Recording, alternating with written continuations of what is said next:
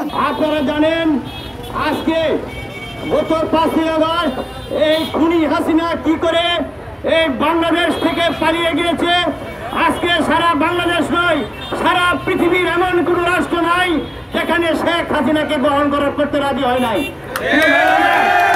আজকে শেখ হাসিনা, আজকে আমরা যারা এখানে বক্তব্য দিতে দাঁড়িয়েছি, সর্বপ্রথম এই আন্দোলনে সব ছাত্র ভাইয়েরা শহীদ হয়েছেন। আমি আপনাদেরকে দাঁড়িয়ে প্রথমে আপনাদেরকে আমি স্যালুট জানাই। আপনাদের আত্মত্যাগ এবং এই রক্তের বিনিময়ে আজকে দেশ দ্বিতীয়বার স্বাধীন হয়েছে। প্রিয় ভাইয়েরা আমার, আমরা শিক্ষক হিসেবে গর্ববোধ করি যখন আমাদের এই নিষ্পাপ ছেলেদেরকে এই খুনি হাসিনার বাহিনী অকাতরে গ্রেফতার করছে। সর্বপ্রথম এই পুলিশের হাত থেকে শিক্ষকরা ছাত্রদেরকে ছিনিয়ে এনেছিল। প্রিয় ভাইয়েরা আমার, তারপরে আইনজীবী, আমরা আরো গর্ববোধ করি এই আন্দোলনে বাংলাদেশ জাতীয়তাবাদী ছাত্র দলের প্রায় 39 জন ছেলে আজকে শহীদ হয়েছেন। প্রিয় ভাইয়েরা আমার, আপনারা জানেন এই বিগত 17 বছর আমরা কারা দিনের শুধু নয়, বাংলাদেশের কোন জায়গায় আমরা কোনো কথা বলতে পারি নাই। কারা কথা বলতে যায় না সেটা আপনারা ভালো করে জানেন। নেতৃবৃন্দ সাথে এবং বিএনপি সমর্থক ভাইদের সাথে আমাদের মাঝে কিছু অনুপ্রবেশকারী প্রবেশ করেছে। আমরা যখন ঢাকায় মিছিল করতে যাচ্ছিলাম, তারা বড় বড় পোশাক করে, সাদা কাপড় কুপড় করে একদম আমাদেরকে দেখে মুখ আরেক দিকে ফিরে রাখতে, আমাদেরকে তখন চিনেই না। এখন বিএনপির যত দালালি, বদমাইশি, সন্ত্রাসী, চিটারি নিয়ে ব্যস্ত, এদেরকে প্রতিহত আমাদের করতে হবে। আমাদের এই ধরনের দুষ্ট লোকের কোনো প্রয়োজন নেই, আমাদের ভালো লোকের বিএনপির অভাব নেই। ছাত্র আন্দোলনে যে সকল ছাত্র ছাত্রী নিহত হয়েছে তাদের রাখছিলেন বাচ্চারা কামনা করছি। মহান আল্লাহ রাব্বুল আলামিন তাদের স্থলে চুপ করেন। যারা পরিণত গ্রহণ করেছেন, মহান আল্লাহ রাব্বুল আলামিনের কাছে দোয়া করি তাদেরকে যথাযথ সুস্থ করে দেন। আমার দেশের একজন কৃষক, শ্রমিক জনতা, রিক্সাওয়ালা, শ্রমিক, নায়ক, গায়ক থেকে শুরু করে শিক্ষক, প্রতিষ্ঠানের শিক্ষক, শিক্ষিকা থেকে শুরু করে এমন করে লোক যে ছাত্রদেরকে সহযোগিতা করেন। সেই সহযোগিতার জন্য আমরা নতুন করে আবার একটি সুন্দর স্বাধীন দেশ পেয়েছি। সেই সুন্দর স্বাধীন দেশটিকে আমরা সুন্দর করে রাখার জন্য চেষ্টা করব। আমার সেকের দিকে বলেছিল, সেকের দিকে চালানোর মতো নিয়ে নাই, কিন্তু আপনারা দেখেছেন সেকের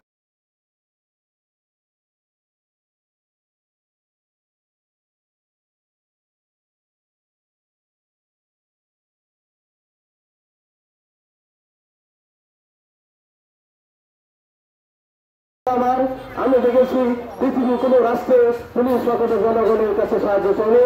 এবার আন্দোলনে ছাত্র আন্দোলনের পুলিশ জনগণের কাছে সাহায্য চেয়েছে। আজকে বলতে চাই যে সকল অনাচার অত্যাচার আওয়ামী লীগের ভাইয়েরা বন্ধ করেছেন, সাবধান হয়ে যান। যদি ভবিষ্যতে গ্রহণ করে আবার সুযোগ করতে চান, যদি এই ধরনের কোন স্থিতিগত আপনারা করতে চান, বাংলার জনতা আপনাদেরকে ক্ষমা করবে না। আমি একটা কাছের ঘরের মতো আবদ্ধ ছিলাম, কোনদিন আমি নিজের স্বাধীনতা প্রয়োগ করতে পারি নাই। আমার অপরাধ, আমি বিএনপি হেডমাস্টার, আমি বিএনপি ক্যাডার। আমি অন্যায় করলে আমার বিচার আমি এলাকার মানুষ এখানে বসে করতে পারত, কিন্তু আমাকে বিভিন্নভাবে হেরস্ত করা হয়েছে, বিভিন্ন অপদস্থ করা হয়েছে, বিভিন্ন বের করা হয়েছে। এরা কারা আপনারা সবাই জানেন, আমি নাম বলতে চাই না, সময় হলে সবকিছু বলবো ইনশাল্লাহ। আমি একটু কথা বলতে চাই, সামান্য একটু। আমাকে একটা ষড়যন্ত্রমূলক ভাবে বিভিন্ন বাহিনী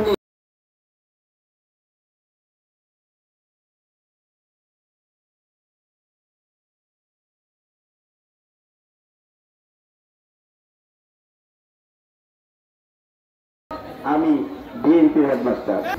গাজীপুরের প্রোগ্রাম এমন কোন প্রোগ্রামে যে প্রথম নেতৃবৃন্দ এখানে আছেন, আপনারা আমাদের সাথে গেছেন, আমরাও গেছি, আপনারাও গেছেন। এই লোকগুলি কিন্তু আমাদের চিনা জানা। এখন কিন্তু কোন নতুন নতুন পাখি আসছে আমাদেরকে ধ্বংস করার জন্য। আমি একটি কথা বলবো, যেমন আওয়ামী লীগের যেমন ফিল্টার, আওয়ামী লীগের এই ফিল্টার বাঁধতে হবে, তেমনি যারা আওয়ামী লীগের সাথে থেকে এখন আমাদের সুযোগ দেওয়ার চেষ্টা করছেন, আপনাদেরকে আমি দেখে দেব। যুবদল দেখবে, সবাই দেখবে, আমরা সকলেই যে সজাগ থাকি যেন আমি পিছন দিয়ে পূর্ণ হতে হয়। আমরা বিএনপি করি একটা সাংস্কৃতিক দল, যেটা এশিয়া মহাদেশের জন্য বিখ্যাত একটি দল, এটা সকলে জানেন আপনারা প্রিয় সাথী বন্ধুগণ। আমি বলতে চাই আমাদের এই আচরণে আমাদের গরমিপনা অথবা অভদ্রপনার জন্য আমরা যেন পিছপানা হই। মাটিতে দাঁড়িয়ে কথা বলার সুযোগ পাইনি ভাইরা আমার। আপনার একটা জিনিস আমেরিকা বলে মনে রাখবেন, ধারাবাহিক ভাবে আসেন স্বৈরাচারিত ভাবে স্বৈরাচার এরশাদ 8.5 থেকে 9 বছর ক্ষমতায় ছিল, এর বেশি থাকতে পারে নাই। এর ধারাবাহিকতায় ডাবল হয়ে স্বৈরাচারী শেখ হাসিনা 18 বছরের কাছাকাছি গেছে, তার মানে ডাবল হয়েছে। এই হিসাবেও দুইটাই না আনেন, আমাদের সময় 36 বছর, 18 36। তাই সাবধান করে দিতে চাই, আর কোনো আশার আলো দেখবেন না, ভিতরে আছেন থাকেন, কোনো ষড়যন্ত্র করবেন না। যে যেভাবে আছেন থাকবেন, যদি ষড়যন্ত্র করা হয় তাতে তার ফল ভালো হবে না। আপনাদেরকে একটি জিনিস বুঝতে হবে, 1971 সালে বাংলাদেশ একবার স্বাধীন হয়েছিল, তারপরে 1990 সালে আপনারা দেখেছেন গণঅভ্যুত্থান হয়েছিল, আর 2024 সালে বাংলাদেশের যারা এত ক্ষমতাশালী দল ব্যক্তি ছিল সারা বিশ্বের মধ্যে এইভাবে চুরের মতো একটি সরকার তার সমস্ত বরিষ্ঠ সংসদের সমস্ত নেতৃবৃন্দ পালিয়ে দেশ থেকে বিতাড়িত হবে, এটা কিন্তু আমরা কোনোদিন কল্পনা করি বাইরে আমার। সারা বিশ্বের মধ্যে এটাই প্রথম ইতিহাস। আমি নিন্দা জানাই, ধিক্কার জানাই। আপনারা যারা 40-60 পর্যন্ত আওয়ামী লীগ রাজত্ব করবে কথাটি বলেছেন, আপনারা কল্পনা করতে পারেন নাই রাতের অন্ধকারে পালিয়ে যাবে। সুতরাং আপনারা কি করেছেন আপনারা সকলে জানেন, আপনারা সাবধান হয়ে যান। আমরা বিএনপির দল, ভদ্রলোকের দল। আমি আপনাদেরকে বিনীতভাবে অনুরোধ করবো, আপনারা পরিবেশ বিনষ্ট করবেন না।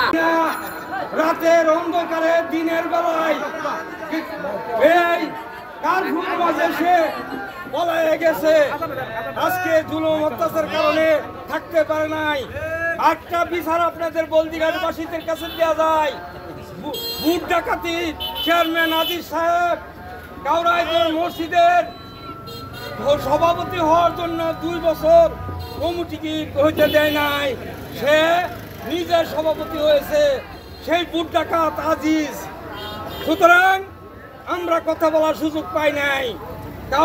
কাউরাইদের পশ্চিমাঞ্চলে 2টা হাই স্কুলের প্রধান সভাপতি হয়েছে, আমাদের এই এলাকার অনেক লোক ছিল, তারা হইতে পারে নাই। কামরুল মন্ডল একাই 2টা স্কুলের সভাপতি কি করে হয়? আমরা কত দালিত ছিলাম আপনারা বুঝে নেন। সুতরাং আমরা সমস্ত অন্যায় অত্যাচার জুলুম সহ্য করেছি, আর সহ্য করব না। এখন থেকে বাংলাদেশ বিএনপি নেতা কর্মীদের দ্বারা